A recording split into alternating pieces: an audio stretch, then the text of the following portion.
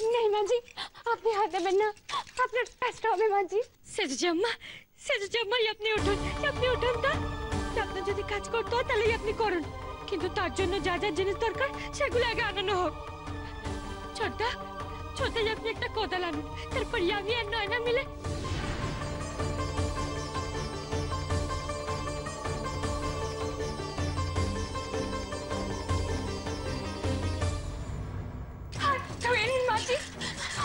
ছড়ো বলছি। যাও, দাঁড়িয়ে কেন আছো? যাও না মানে তুই কোথাও যাবি না, কোথাও না। ऐसा मत कीजिए माँ जी, अपने लड़का के जेते जी, अपने उठो ना बच्चे में।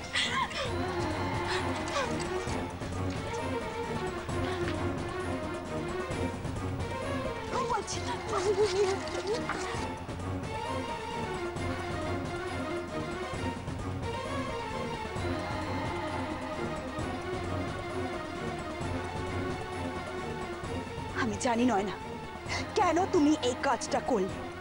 আমাকে তেল দিতে চাইছো তাই তো, তেল। আর তাই জন্য কায়দা করে আমার ছেলেকে তুমি মিস্ত্রি ডাকতে পাঠিয়ে দিলে যাতে তোমাকে এই কাজটা করতে না হয়। বাহ, চমৎকার। এই নাকি তুমি সরল মেয়ে। মা গো, গ্রহণ করো মা গো। মা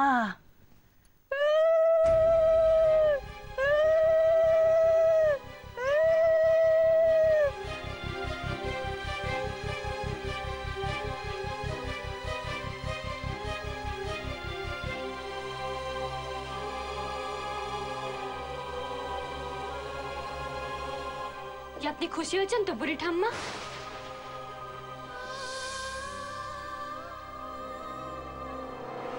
এই লাভের জন্য কি আপনি প্রতিযোগিতা শুরু করেছিলেন? কি রাজলক্ষ্মী, কাকে কি বলছিস তুই? উনি আমাদের পিসিমা, বাবার বড়দি।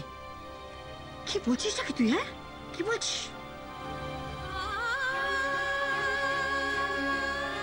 কিন্তু উনি যে কাজটা করেছেন সেটা বড় না আম্মা।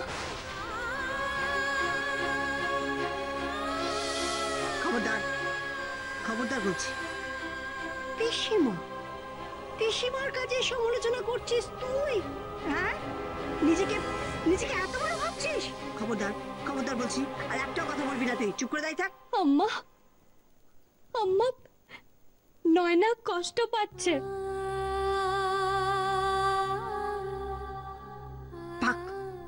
কষ্ট তোর কি শুনি? ওই আমার বোনের মতো। রাজলক্ষ্মী, যা কোনোদিনও বোন হয় না, ও তোর যা। বোন মনে করলে বোন হয় আম্মা।